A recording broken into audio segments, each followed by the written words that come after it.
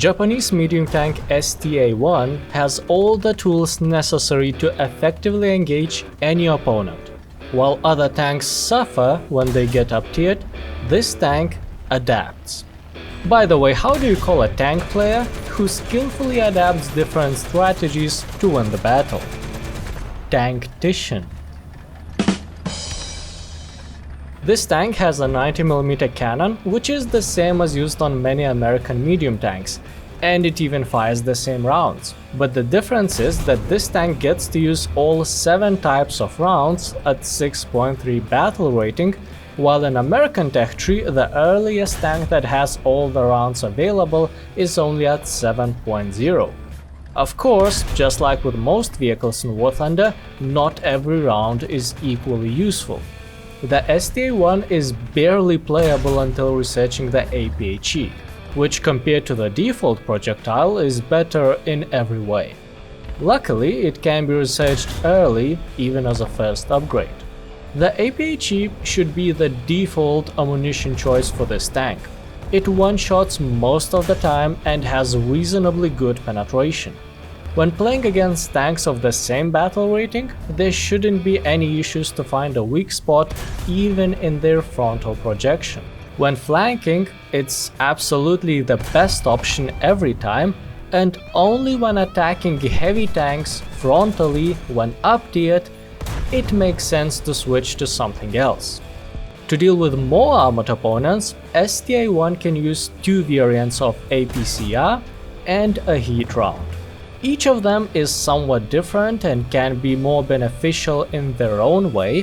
For example, APCR rounds have different muzzle velocity and projectile mass, but for the sake of simplicity, in addition to APHE, I was using only heat rounds. They have their own downsides, like detonating on trees and fences, but heat is more universal. It has some explosives, so can be used against trucks instead of high explosive round. It works better against sloped armor, doesn't lose penetration over distance, and has exactly the same muzzle velocity as APHE, which makes the aiming more intuitive when switching between different ammunition types. Of course, these more penetrating rounds deal way less damage than APHE. Most of the time it takes multiple hits to destroy something with them, so they are the last resort measure when you are badly up-tiered and cannot penetrate opponents.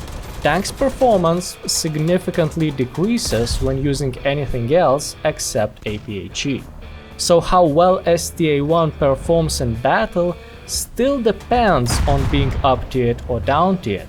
But at the same time it has tools to deal with more armored enemies, so it does not suffer from up-tiers as much as tanks that cannot use these more penetrating rounds. The vehicle can also use smoke rounds, which is the only way this tank can deploy smoke, but they are very situational. I wasn't using them, because if you have a working cannon, it's always better to shoot something damaging into the enemy than simply obscuring its view. Cannon's reload is nothing special, from 9.75 to 7.5 seconds depending on crew skills, which is pretty much the same reload as most of the tanks of similar battle rating. High caliber machine gun on top is also nothing special.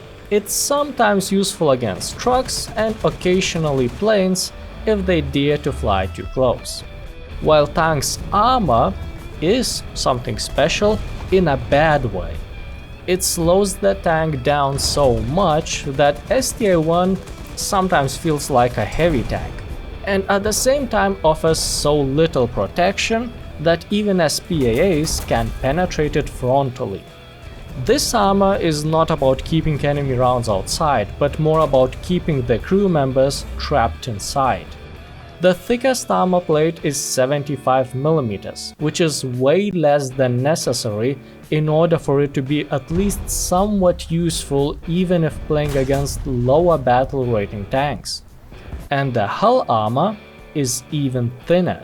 Despite it's angled, it doesn't offer any reasonable protection anyway. If the opponent hits you, it doesn't matter where, this tank will almost certainly be penetrated, which forces this tank to be played cautiously and defensively instead of rushing towards the enemies. Though it's not like you can rush too quickly anyway. The tank is slightly faster than heavy tanks, the maximum speed is 45 kph. Nothing bad, but also nothing to be happy about. For a vehicle with such thin armor, I would expect it to be more mobile.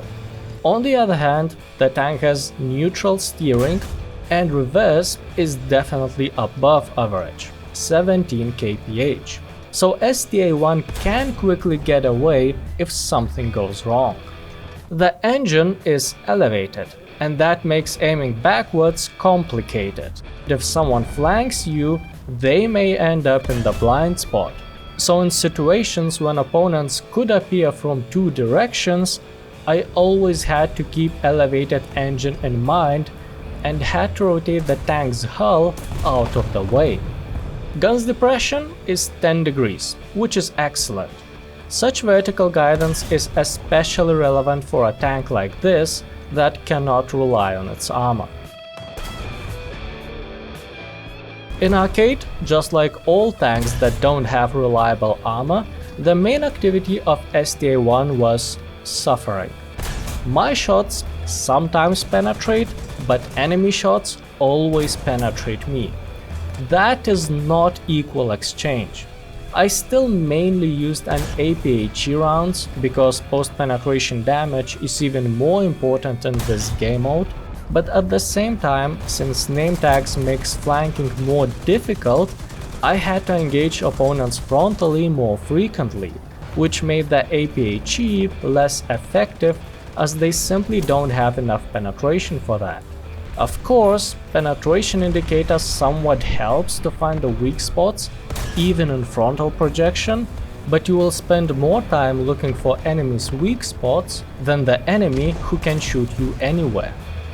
Even if name tags make it difficult, driving between buildings and trying to flank was still the most effective way to play this tank in arcade, while attacking enemies head-on is almost never worth it as it puts this tank in disadvantage.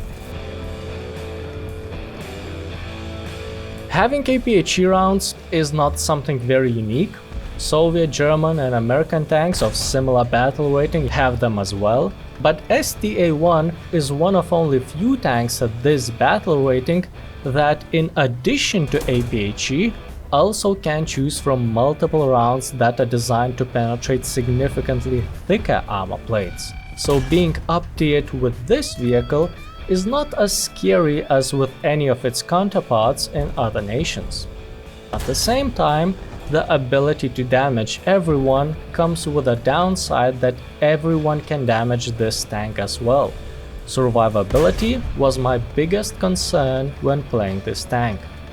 I would rate ST-A1 7 different rounds it has available out of 10. When played cautiously, flanking and shooting before your opponent, this tank can show very good results.